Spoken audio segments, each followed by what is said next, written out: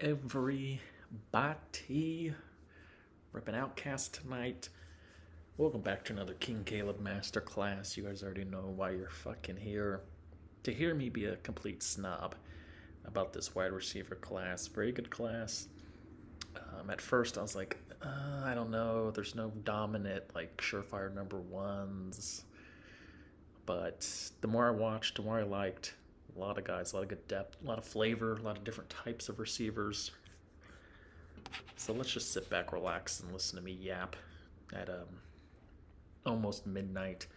Excuse any background NASCAR driving and or trains.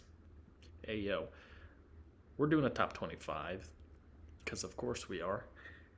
Let's start with my boy Andrew Armstrong out of Arkansas. Big, fast guy. It isn't an excellent route runner. I think he can, improve. I think he can be a good depth piece possibly.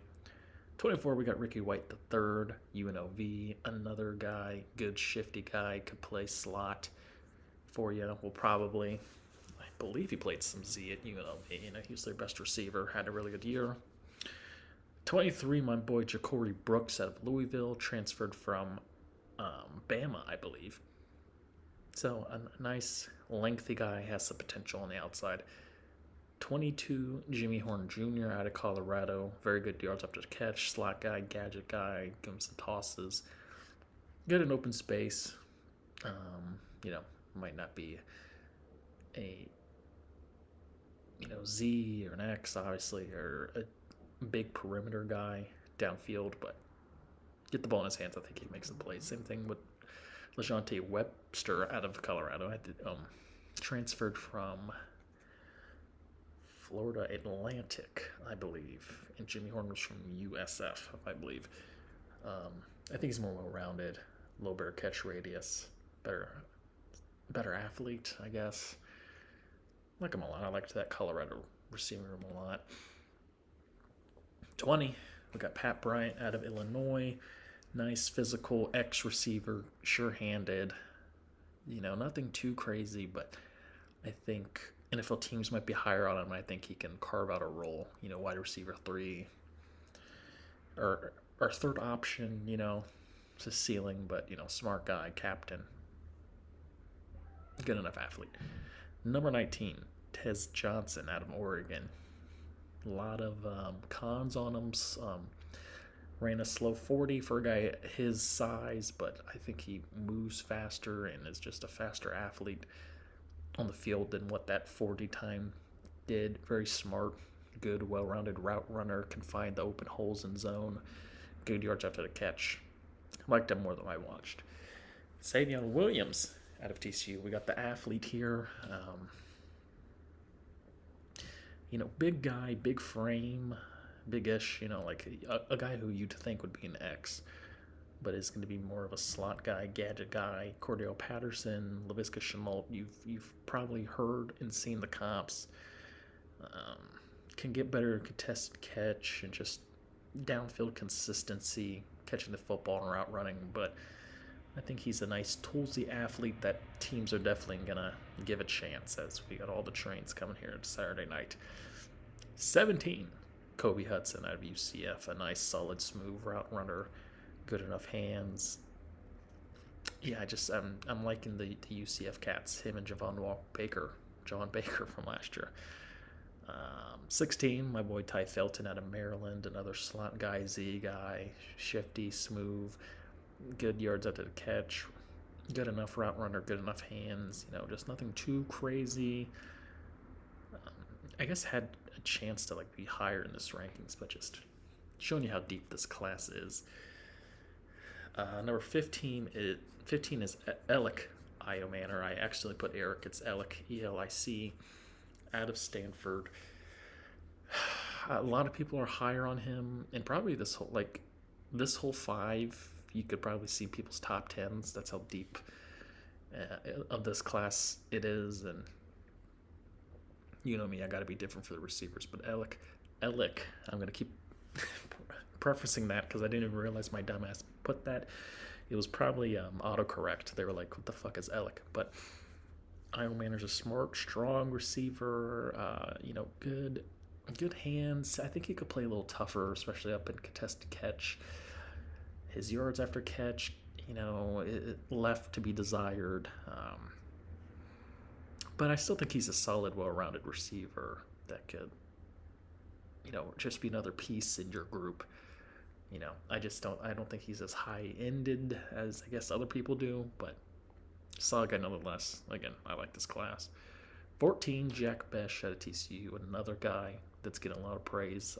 The Besh boys are gonna hate me, but you hear he does all the little things right. Nice sudden movements, shifty like route running, like feet work for a guy his size.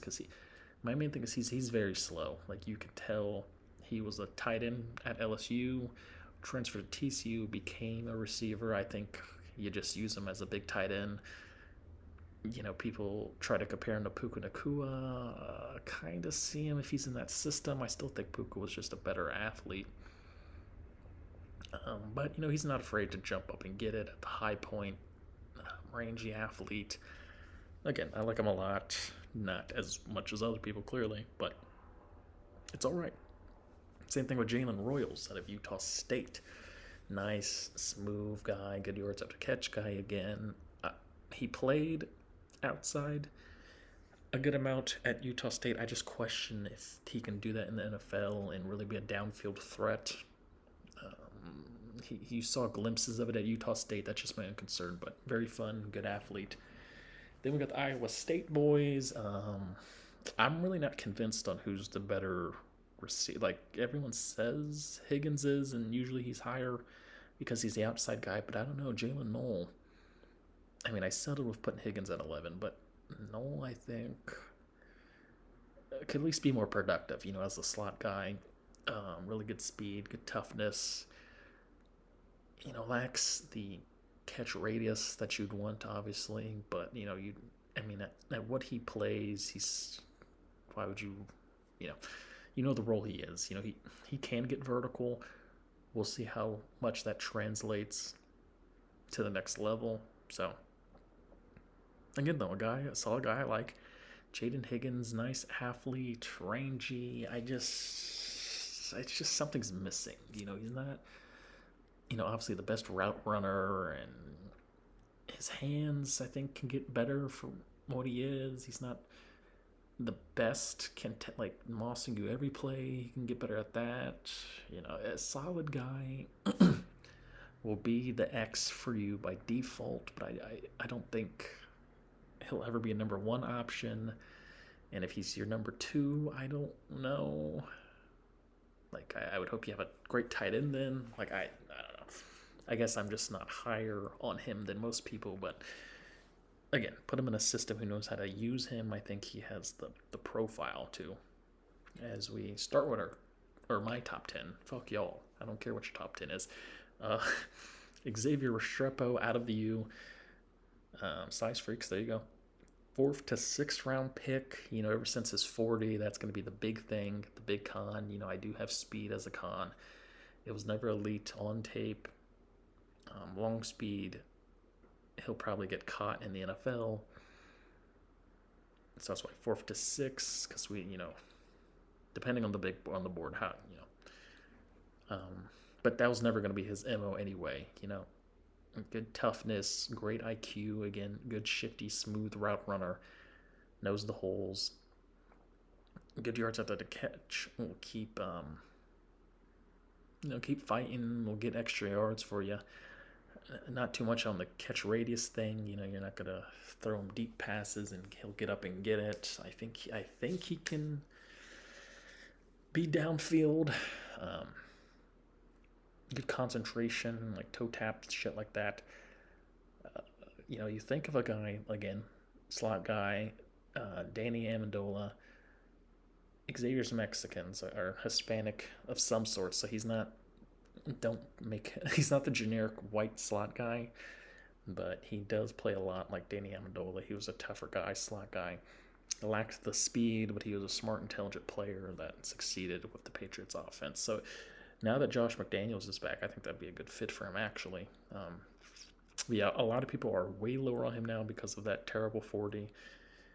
He said he had a like sprain somewhere, like a thigh, tore a muscle somewhere.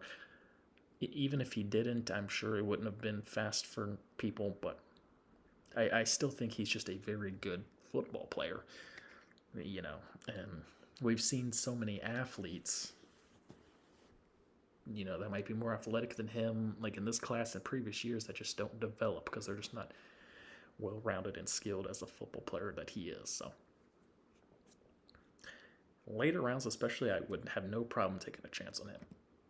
Number 9 is my guy, Torrey Horton, out of Colorado State. Every year I got to get someone who's not in the consensus top 10 in the top 10.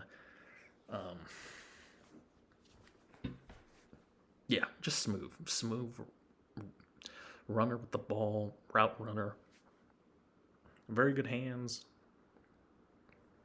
I think he'll be good in traffic. He's not going to be scared.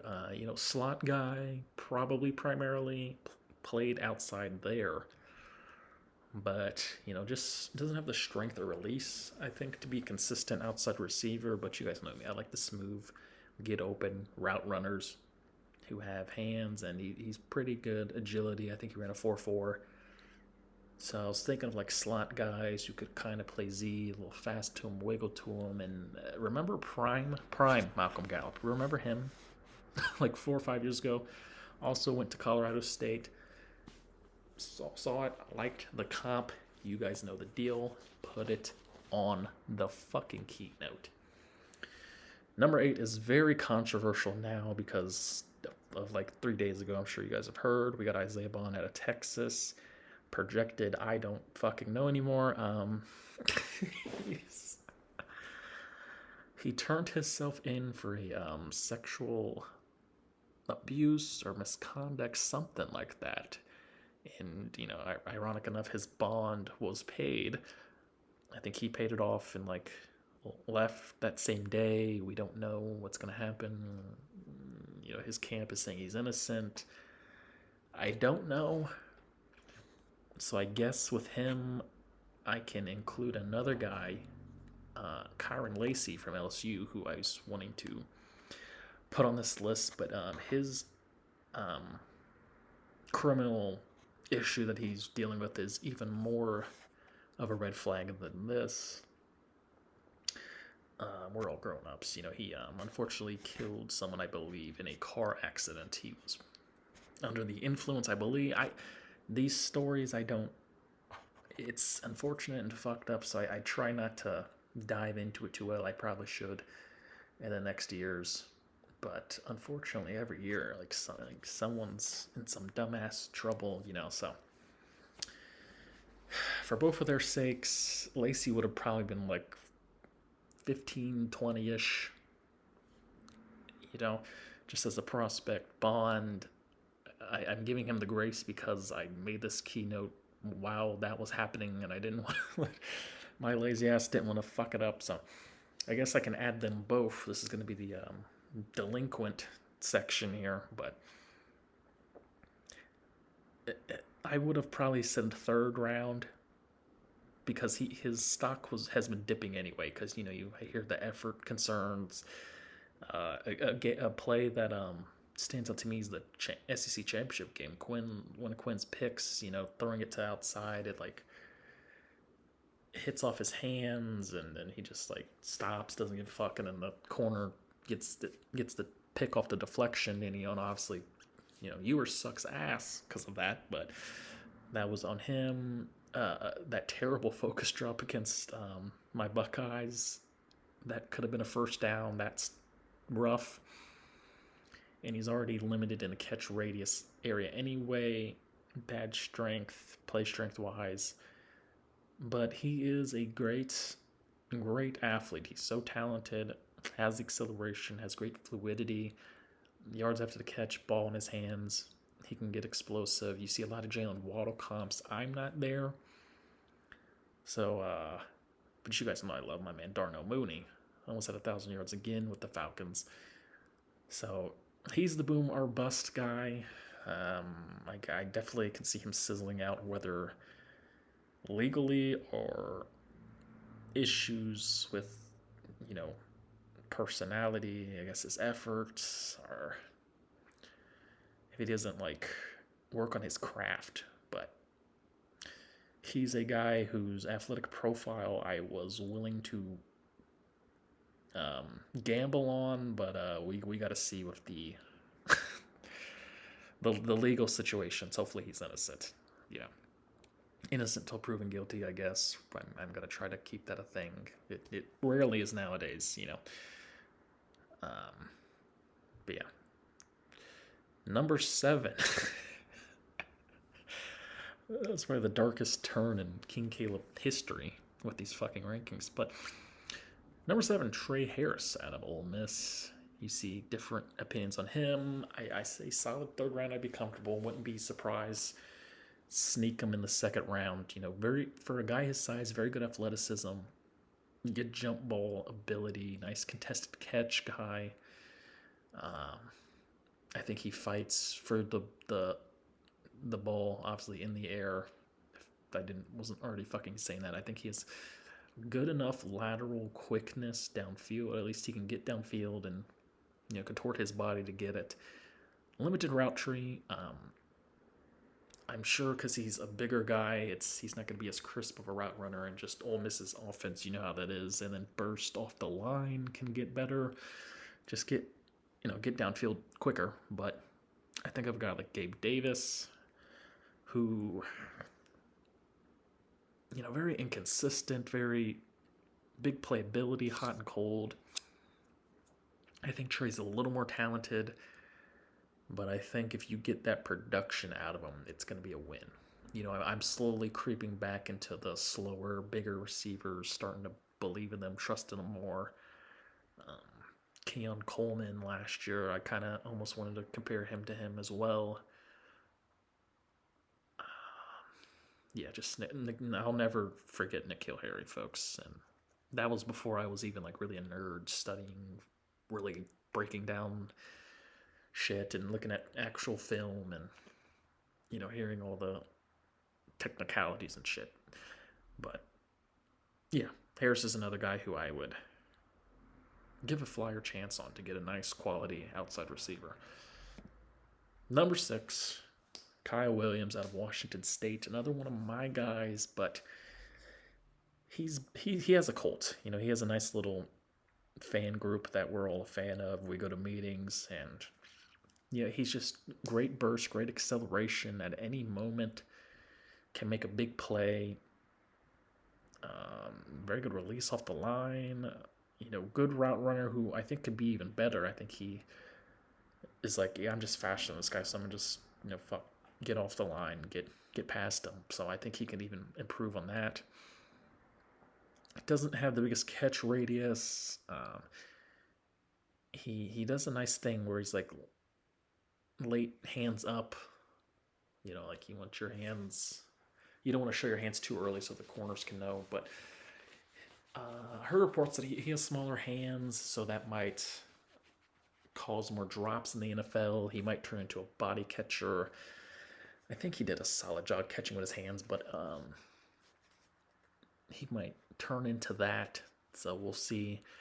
Got him as a 2nd to 4th round pick. Again, if these teams are as high on him as I and Chris Sims are, Chris Sims at him fucking number 2. I was like, okay. Now I'm questioning life again, you know, when I'm agreeing with Chris Sims. But saw a comp of Tank Dell, or no, me. There's a lot of different comps you'll see. I think he's a guy a guy for his size can play outside. I think he could be the Z guy, but, you know, put him in the slot too, mismatch, just get the ball in his hands in space, screens, end rounds. That's what they did a lot as well. I think he's a fun, big play athlete. So I'm excited to see where he's going to end up. Number 5 is now we're I don't know. 4 through 1 is definitely my tier 1. Tier 2 would probably start at Golden and Williams, and then everyone else. Again, I'm a lazy, and if I tried to make a tier of 25 people, the photo quality would be fucked up. You wouldn't even know who the hell these people are. So uh, I might like put a little like ticker down over there about like what tiers there are in the coming years. I might do that. But yeah, Matthew Golden out of Texas, he's climbing up boards, opposite of Restrepo because of that 4.240. First round, very shifty receiver, good ball tracking in the air. For a guy his size, he can contort and change direction, change his body. Had some focus drops, especially earlier in his career at Houston. He got better, definitely in every aspect. And then, again, release, he's not the toughest guy. He doesn't have too many moves off the line. So, again, you'd want him as a Z, you'd want him as an X. Or Z and slot. There's not many true X receivers in this class. Which is why if you hear people saying they're not high on this draft or this receiver class, especially because how great last year's was, and I think even the people who were didn't show too much last year can improve. That's just an excuse for me to say Jalen Polk's gonna have a turnaround. That was very, very tragic.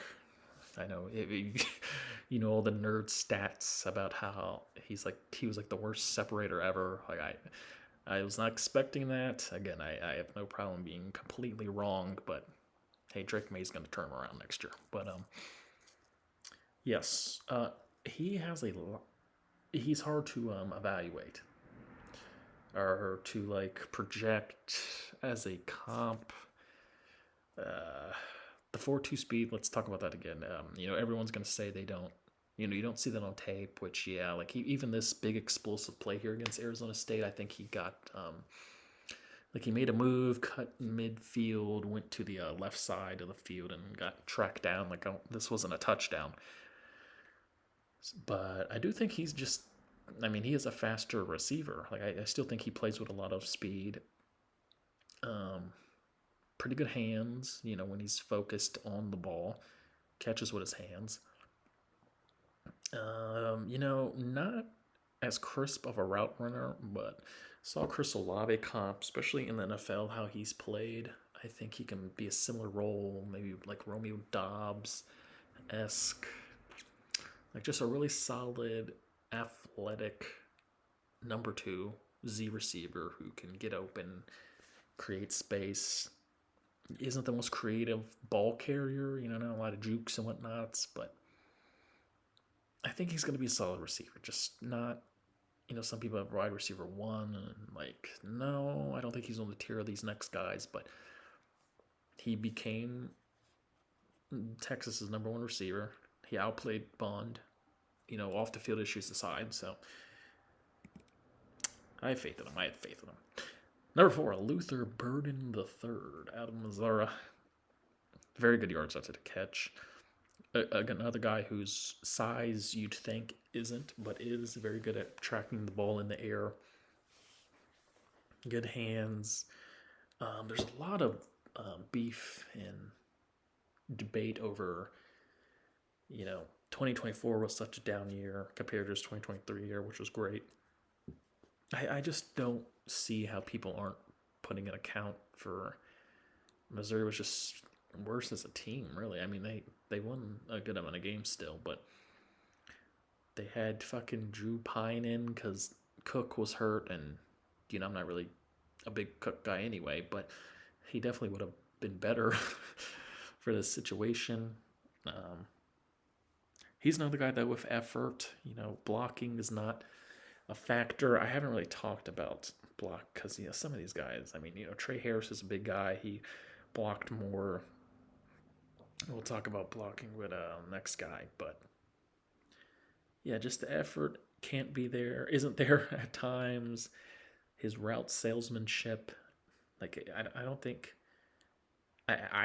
he's a bad route runner. There are concerns of it. I think it's more of a how crisp of a route runner he can be, how he sells his routes, pad movements, swivel. Like, I don't think he's like lazy. Well, sometimes he can be, but not, like just falling over himself. Doesn't have the coordination for it. I think he can improve in that. Um, ran a lot. Again, even myself, I had to revert back to 2023 and then even 2022 because he was more of a slot receiver. This year, a lot of screens, a lot of little dump off passes, not too many plays downfield, but you see the Oklahoma game. I'm trying to think of some others, but like instances where you saw it, and especially more last year. So we got a DJ Moore comp.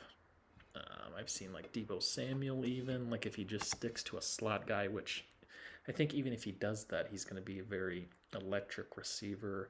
I don't care about his like diva NIL concerns, like they babied him and that shit. Like I personally don't. If that's going to deter you, another King Kaleb classic right there, deter you from drafting him, sure, but I still think he's a first round pick. I guess I wouldn't be too surprised if he slipped out of the second round, but I definitely think he's one of the 32 best players in this draft. I like him a lot. Just I love him, actually. Me and Luther, our relationship is not waverable. It's just these next guys I'm really into as obviously number 3. Again, if I said it about Travion, I'm going to say it about another guy in our edge class. Emeka's probably, if not them two, I mean, definitely, that's just how I'm feeling right now because we're talking about him, my favorite guy in this class, obviously. Bias-wise, I could have put him at 1. I really could. I don't give a fuck what y'all think. I'm being a biased analyst this year, Damon. We won the fucking natty. I don't care what any of y'all got to say. But yeah, just great technician, one of the better route runners in this class. Just smart, intelligent, knows how to get off the line and find the spots. Great toughness. Again, really great willing blocker. He improved that his years here. Has some injury history, I guess, if you're scared of that. Well, you're a dumbass, but go ahead. Catch rates can get better. You rarely see him like jump up and get it passes. He likes to stay feet on the ground and then release. I think he can play Z, but you just didn't see it a lot. And he just doesn't have a history with press release. So toughness, technician. I think he's going to be one of the better slot receivers. Very impactful, great leader. So yeah, you see the comp of Amon-Ra St. Brown spoke out to me a lot. I compared JSN to Amon-Ra St. Brown. I think Emeka fits the role even better because he's more physical of a receiver, better athlete, faster. But same thing with JSN. I mean, he literally replaced him in the slot and didn't look back. And they have a similar play style because of playing together and coached under Hartline, like the same type of mold. Very good yards after the catch, good solid hands. Smart, intellectual route runner. Again, I can go on for hours. The glazing of Emeka will never stop. Calling Tomlin up. I don't care. Tell Aaron to come the fuck on. Let's get our third guy. But no, any team that's going to draft him, probably late first round. I guess he could be a second round guy. Just because this draft is all. There's like 50 guys that are like in the same class of potential prospects. So, but yeah, again, like Luther, I definitely think he's one of the 32 best receivers in this class. As we go to number 2, Tedero McMillan out of Arizona, first round pick. Like I was saying with Harris, I'm on board. If you guys remember me, like 3 years ago now, Drake London, I was concerned about the big, tall, physical receiver who didn't get open a lot. I'm glad London exceeded my expectations because I do really like him a lot. I liked him back then. I was just worried, concerned, feared that he wasn't going to get the proper separation. But again, I got a sure-handed receiver. Can you catch the football at a great level? Hands catcher, jump up and get it. That's McMillan. He's not as aggressive as London, so you might see other comps like T. Higgins or I mean, Michael Pittman's more of an aggressive receiver too than him, but somewhere in that mold. I think he's fast enough. He's not going to burn you, but he's good downfield. His route urgency, though, again, his burst, just getting into and out of the routes, he's not like full speed the whole time. Sometimes you can say that's good patience, that can distract a corner, but other times, you want to just hurry up, get the ball out to him. His release packaging can get better off the line. And again, just be more angry or just rip the hands out, just get out. But yeah, I'm the closer we get to the draft, you're seeing him falling draft boards and rankings. I'm gonna stay with him. Nothing changed from last time he played till now. That video that he was talking about how he doesn't watch much film, and doesn't watch much football. I learned today, actually, listening to a podcast, that was 2 years ago. So I was like, what the fuck? I was like, why would you even admit that? But knowing that was 2 years ago, let's not knock him for that. Because, I mean, if he's not watching film and he's this good, that's just imagine in the NFL when they're going to definitely make you watch film. So, I like him a lot. Very good prospect. But number one, folks, it's a bird, it's a plane, it's Travis Hunter out of Colorado. Generational talent gets used a lot, but folks, if you really want to know what it looks like, it's this guy right here. First round pick, he's going top 3, probably 2 or 3. I mean, I get the Titans have a glaring need at quarterback. You know how we feel about our boy Will Levis over here, but he's a funny bastard to watch. Let's just say that. But, if we were never high on him, but it's almost sad now because we're not gonna be able to watch him be boomer bust every single play. But yeah, I'm like, he's my number one player. If it wasn't as bad, the Titans should be drafting him, is what I'm saying. The fact that Will Levis is that bad that they have to draft a quarterback is tragic. But